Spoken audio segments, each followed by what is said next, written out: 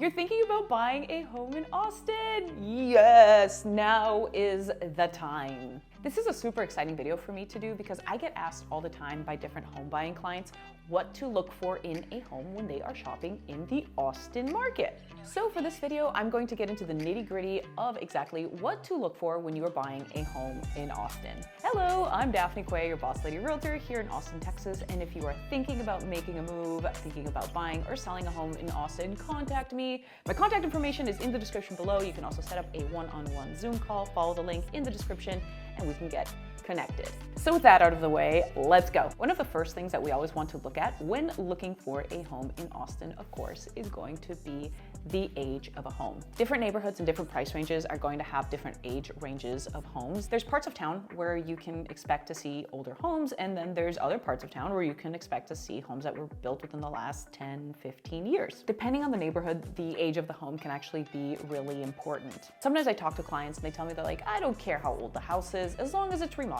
Well, we do care though, because a home that was built, for instance, in 1940 has a completely different type of plumbing than a home that was built in 2012, for instance. So these are things we want to keep an eye out for, and this is stuff that we're going to talk more about in this video down the line, so keep watching. Remember that family that lived next door to us?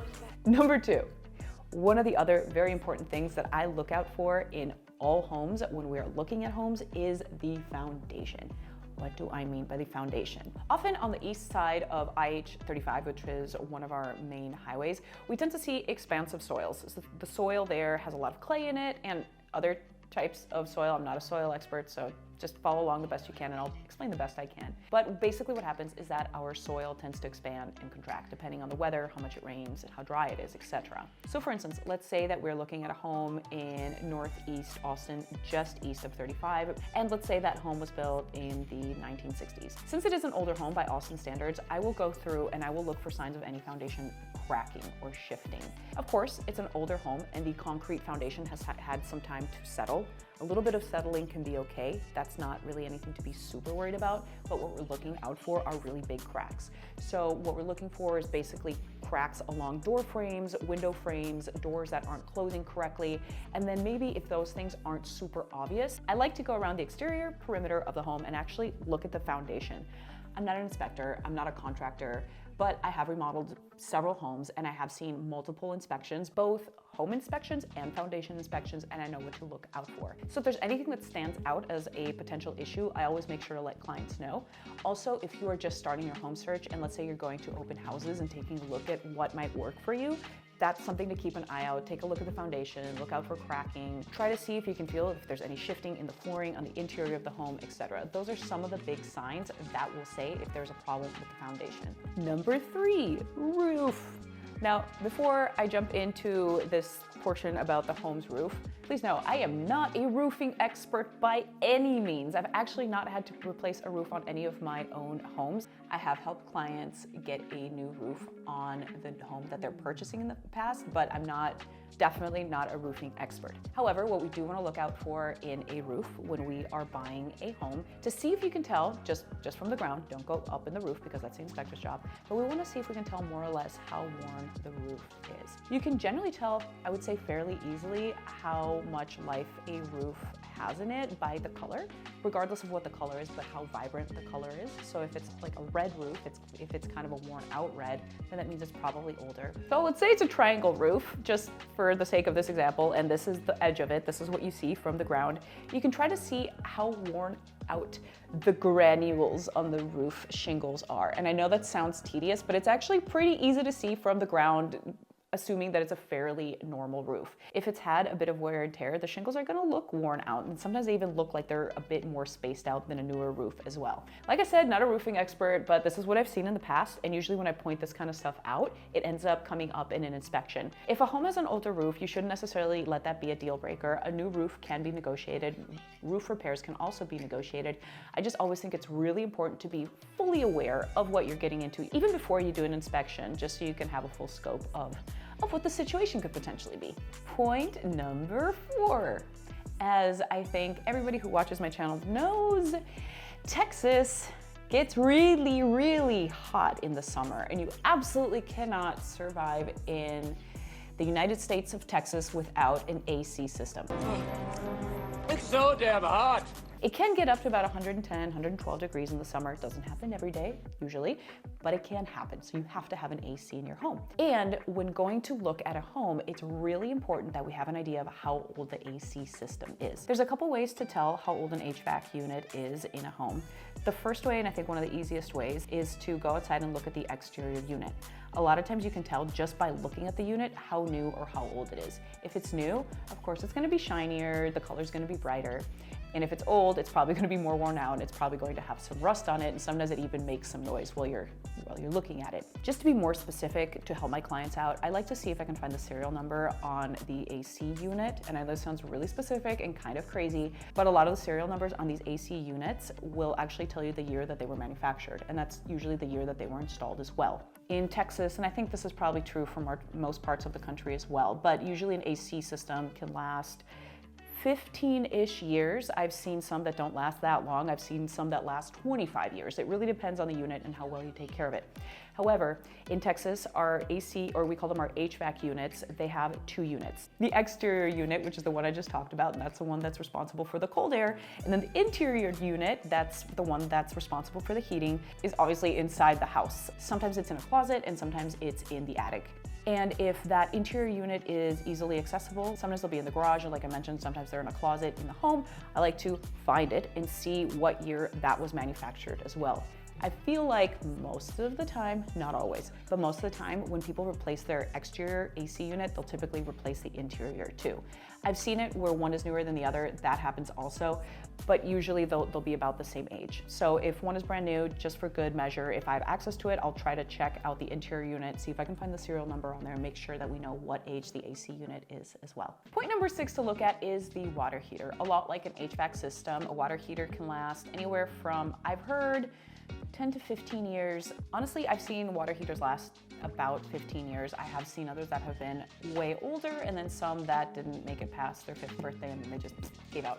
We can usually tell the age of a water heater the same way that we can an HVAC system. We just see if we can find it. Water heaters are usually in a closet in the garage. Sometimes they are in the attic, but if they are easily accessible, I try to go find the serial number and see what the manufacture date was on it. The next item on the punch list is the age of the windows. And this for me is really important. If you're looking at an older home or a home that's been recently remodeled, one of the first things I look for as someone who remodels homes is the age of the windows. Throughout the entire country, when our housing market was absolutely on fire, I would see a lot of investors going into a home, painting it, putting down some cheap flooring, and then calling it a remodel, and then flipping it and trying to make a bunch of money off of it.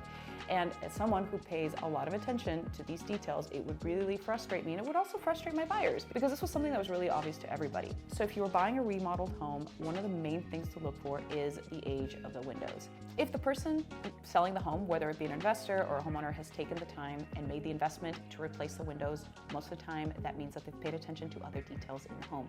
Things like light switches, baseboards, quality of the finishes, quality of the paint job, did they replace or maintain the AC, water heater, all of that.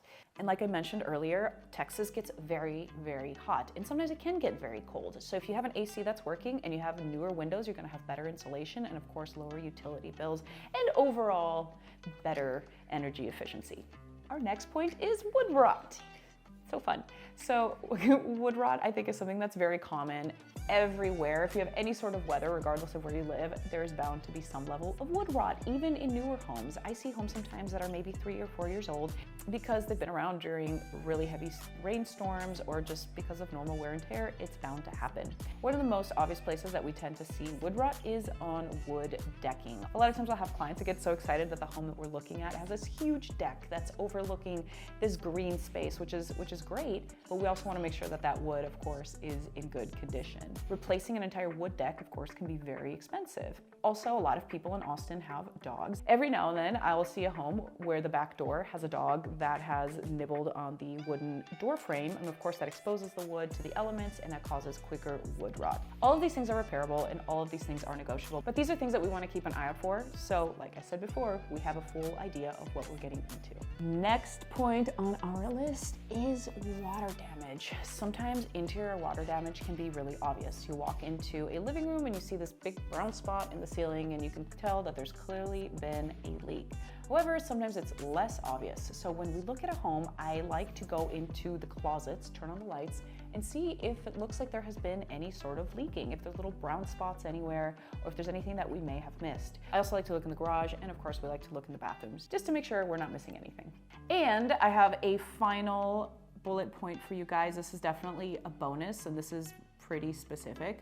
Because I work a lot with people that come from California, a lot of times my clients get really nervous that a home is going to have termites. Though we do have termites in Texas, it's very rare, and it's a very different type of termite than what you see in California. I've had a very small handful of clients that have bought homes that had termites in the inspection. Usually it's pretty easy to address if the termites haven't done a ton of damage. Basically what happens is that we'll do the inspection, the inspector will show that there are active termites or there has been damage, then we'll get a termite specialist to come out and take a look. If there are signs of termites, whether they're active or whether previous termites, we can get it treated and take care of it pretty quickly. When a termite inspector comes out, they'll tell us how deep the damage is. So if it's been there for years and the home is too far gone, of course, we can terminate the contract and walk away. Most of the time it's not that bad and they haven't been there for that long, so it's easily addressable. Also in Texas, it's not something that's super expensive if you catch it early enough. It's not like thousands of dollars. I think the last time I saw termites in an inspection report, we got it treated, and I want to say that it cost the selling party about $350 to have it addressed. So if you're afraid of termites, we do have them in Texas, but it's really rare, and it's a very different type of termite than you would find in California, for instance. So that is a very basic and I think fundamental list of things to look out for when you're looking for a home in Austin specifically. But these are items to look out for that I think are very helpful while looking for a home in Austin in particular.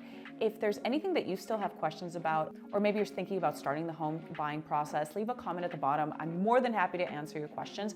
Also, if you are thinking about buying a home or selling a home in Austin, contact me. You can always reach out. My contact information is in the description below, and you can also set up a one-on-one Zoom call directly with me. Check out the link at the bottom. Anyway, thank you so much for watching. I'm Daphne Quay, your boss lady realtor. Till next time.